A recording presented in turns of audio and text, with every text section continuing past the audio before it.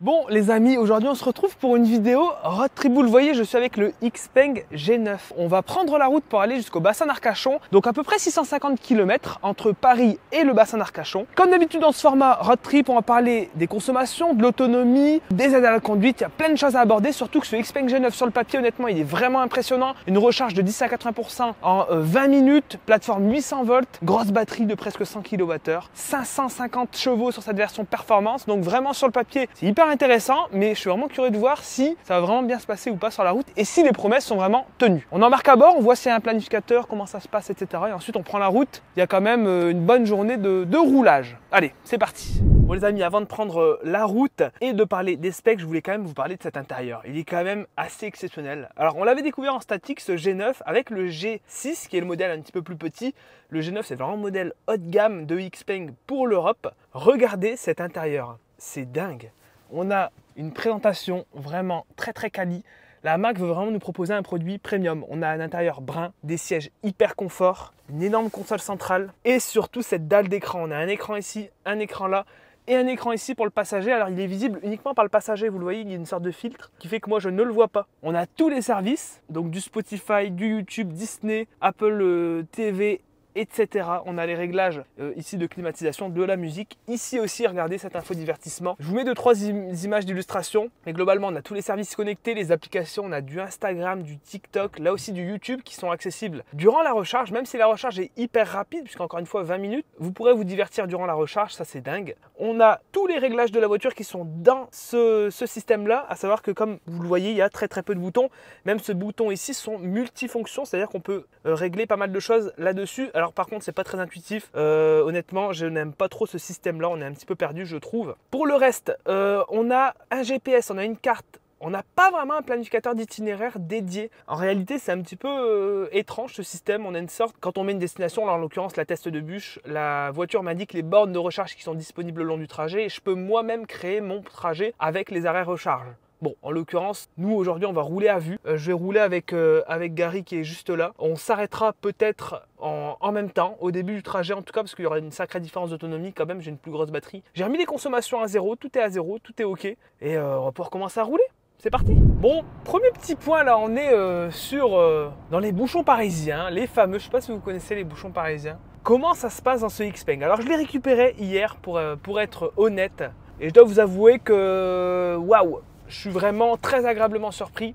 C'est une voiture qui est extrêmement confortable, très bien gérée. Alors c'est très souple, il n'y a aucune sportivité. Alors ici on est dans une version performance, mais le performance veut juste dire que c'est la version la plus puissante et 4 roues motrices. Mais c'est pas sportif, hein. C'est très souple, c'est très mou. Ça se veut vraiment être confortable, c'est un salon roulant cette voiture, faut être honnête. Et je suis vraiment hyper surpris parce que c'est vrai que c'est une voiture qui est assez grosse, volumineuse, qui est lourde.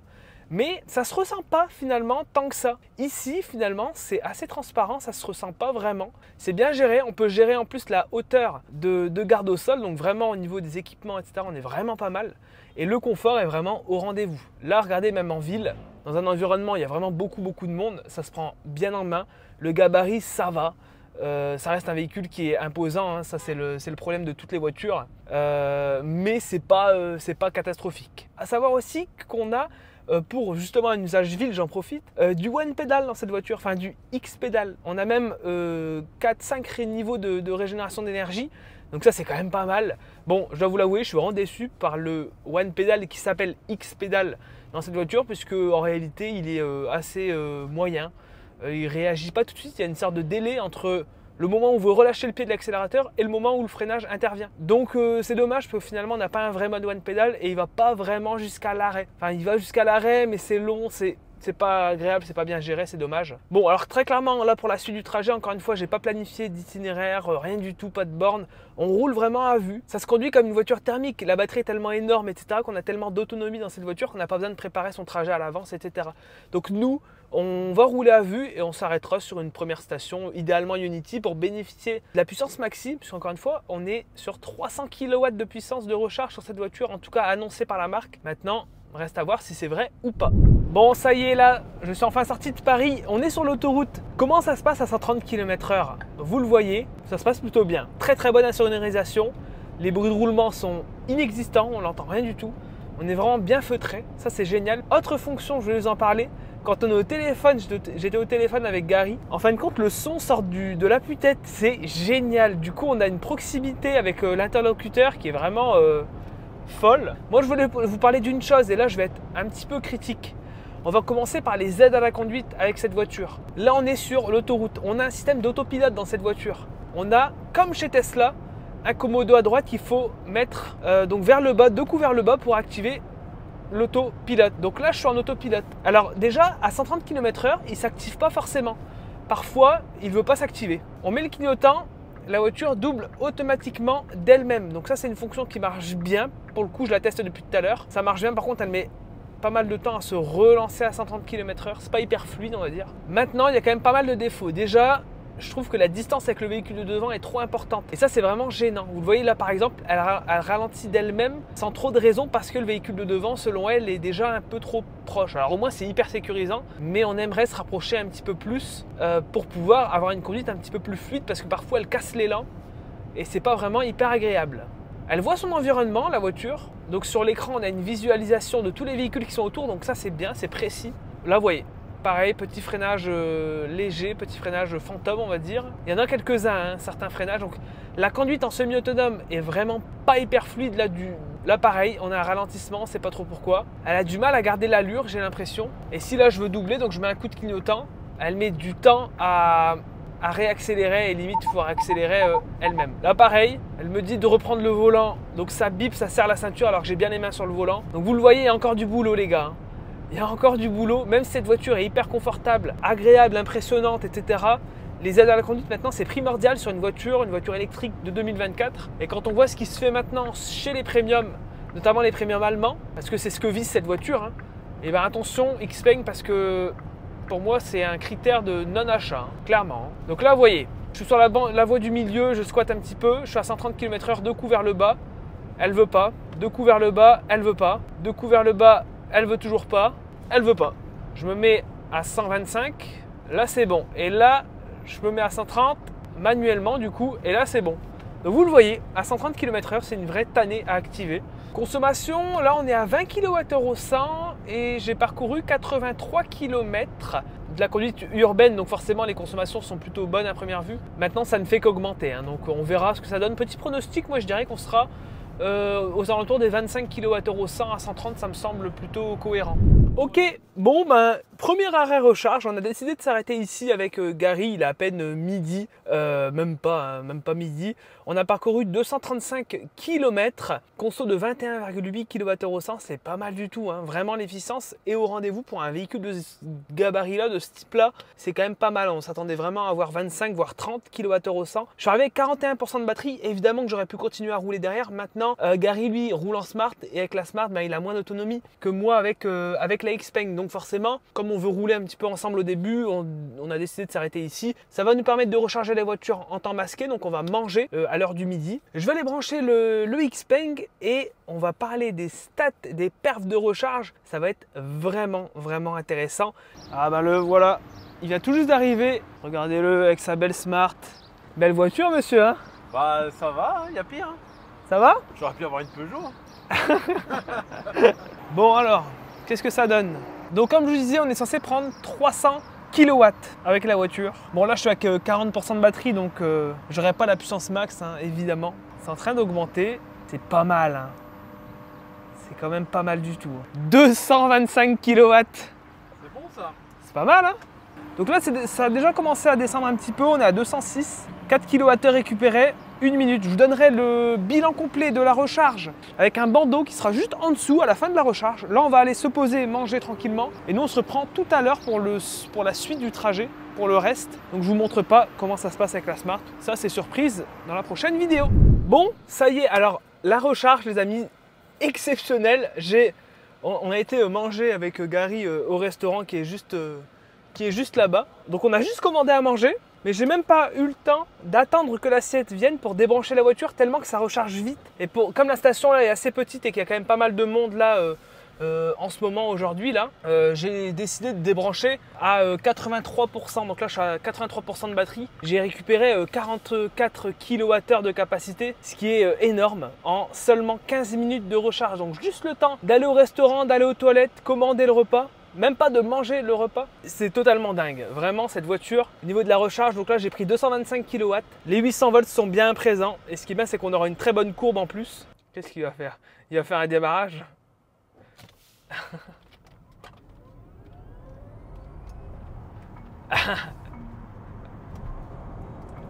Pour le reste du trajet, c'est simple. Soit on passe par l'autoroute A10 jusqu'à Bordeaux, soit on prend la N10 à partir de Poitiers. C'est ce qu'on va faire, on va prendre la N10 parce que ça divise quand même le péage par 2 quasiment. Enfin, on fait d'énormes économies de péage, donc on va prendre la nationale, ça roulera à 110, on aura des consommations sur réseau secondaire.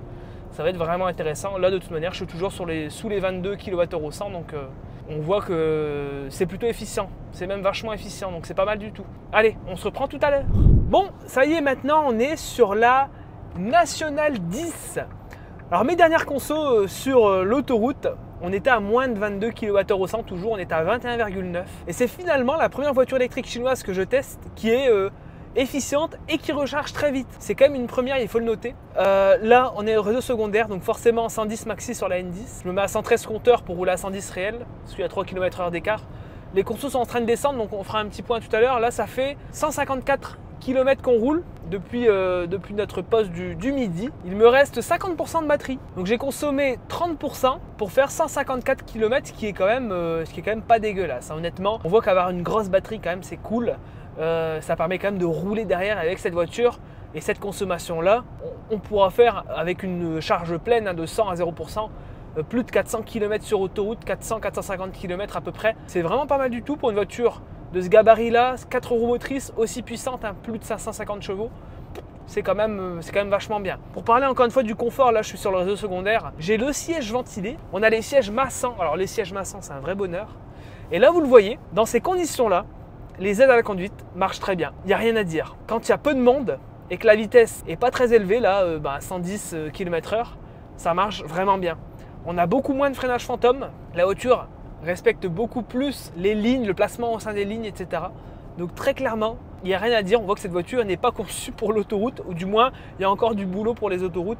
Sur le réseau secondaire, ça marche extrêmement bien. On va tester la capacité de doubler de façon automatique, et là, vous le voyez, ça ne fonctionne pas. C'est assez marrant. Alors peut-être parce qu'on est sur le réseau secondaire, mais ça ne fonctionne pas. Assez curieux. Donc là, on va s'arrêter dans 130 km. J'ai eu Gary au téléphone. On va viser la station Unity qui se situe sur la 10. La station Unity Bédenac Ouest. Donc voilà, ça va nous permettre de faire une recharge, une petite pause, parce qu'on aura déjà bien roulé quand même. On essaie de s'arrêter toutes les 2-3 heures à peu près quand même pour respecter un temps de roulage normal. Et voilà, on rechargera la voiture. Je pense que je vais arriver avec, je sais pas, 30% je dirais. Donc voilà, ça devrait bien se passer. Une recharge encore une fois très rapide. La Smart est moins rapide, donc j'attendrai un petit peu Gary. Mais voilà, c'est franchement sur la partie purement routière, une bonne surprise cette voiture. Bonne conso, bonne recharge, mais maintenant voilà, les aides à la conduite, c'est vraiment le point noir de cette voiture. C'est vraiment dommage. Pareil, j'ai pas d'Apple CarPlay, j'aurais aimé de l'Apple CarPlay. Du coup là, je suis en Bluetooth pour écouter ma musique, mes contenus. C'est un peu dommage là aussi. Allez. Moi, je continue la route, je me mets un petit siège chauffant. Non, pas chauffant. Un siège massant. Et let's go, quoi. C'est parti. Ok. Bon, ben, j'arrive chez Unity. Ah, Gary est là-bas. Il vient juste d'arriver aussi. Donc, une station Unity. Alors, ce qui est bien, c'est que là, on aura une belle recharge. Parce que je suis arrivé avec 23%. Donc, c'est pas mal du tout. La petite marche arrière avec le Komodo qui est là. Et là, la voiture me propose un stationnement automatique. Bah écoutez, on va tester. Donc là, je relâche le frein. Contrôlez les alentours pour votre sécurité. Ok, ça marche pas très bien. Pourquoi elle a pilé? Le stationnement automatique ne marche pas très bien, visiblement, dans la voiture. Parce qu'elle voulait faire un créneau alors que je dois me garer en marche arrière. Donc là, Xpeng aussi, encore un petit peu de travail là-dessus. Hop, sinon les caméras sont assez détaillées, ça c'est quand même cool. Donc une consommation de 20,7 kWh sur cette partie. Depuis le premier arrêt recharge, 286 km parcourus. Il me reste 23% de batterie, donc sur une plage de 20 à 80%, j'ai pu parcourir 286 km, ce qui est vraiment pas mal du tout. Maintenant, on va recharger ce petit Xpeng. La carte de recharge est là. C'est parti, on va à l'extérieur. il est là, le Gary, il arrive à combien de pourcents? 17, je suis avec 23% moi. Il est beau mon camion, non? Alors pour ouvrir la trappe, ça marche comment? Ça marche comme ça. Faut aller ici et faut appuyer là. Bon attends, parle pas trop vite parce que moi dans 15 minutes je peux repartir. Hein. Bon. Toi il te faut une demi-heure. Hein. Allez hop, c'est trop long 25 minutes.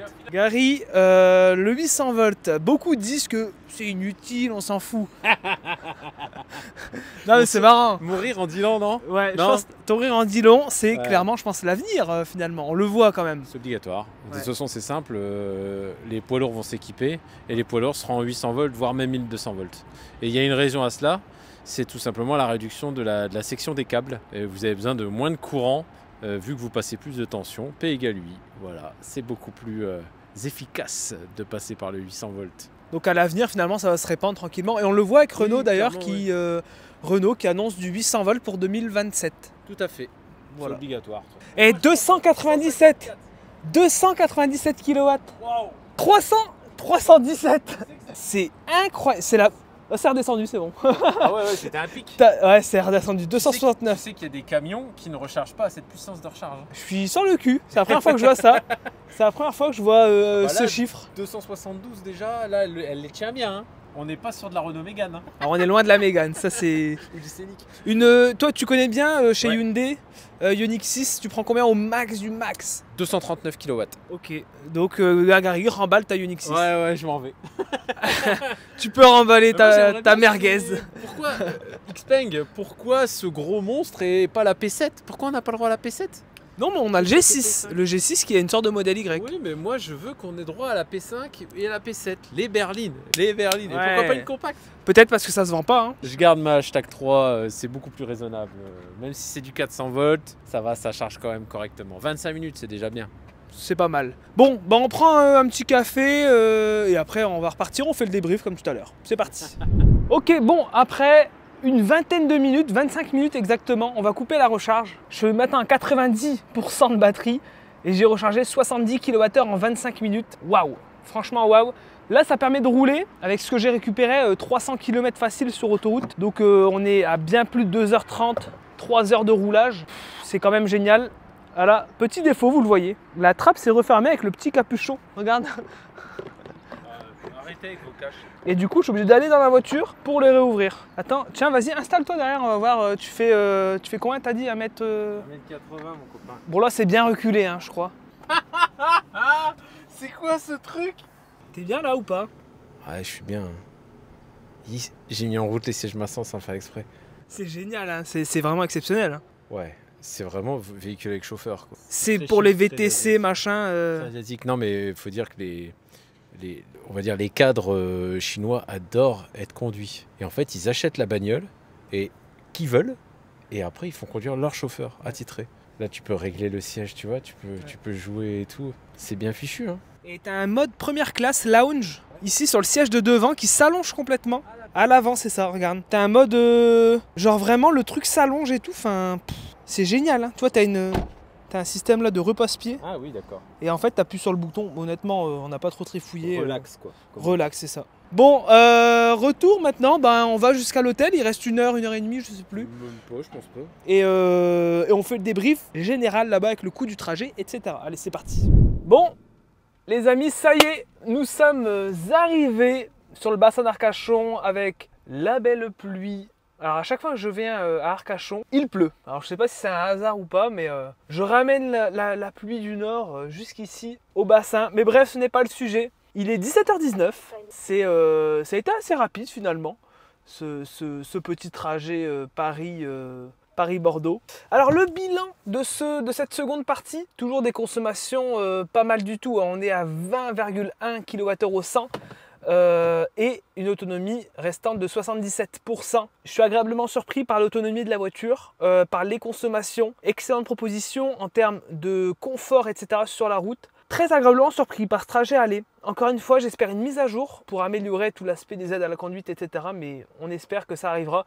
En tout cas, cette voiture est quand même assez impressionnante. Je vous laisse maintenant avec le débrief de fin, le tableau avec le récapitulatif, etc. Et ce sera la fin de cette vidéo. Donc voilà, vous avez toutes les informations dans ce tableau. Vous pouvez mettre pause, je vous laisse faire comme ça. Et moi, je vous dis à la prochaine, dans une prochaine vidéo. Il pleut, Et n'hésitez pas à aller voir le trajet retour avec la Smart. Allez, à la prochaine!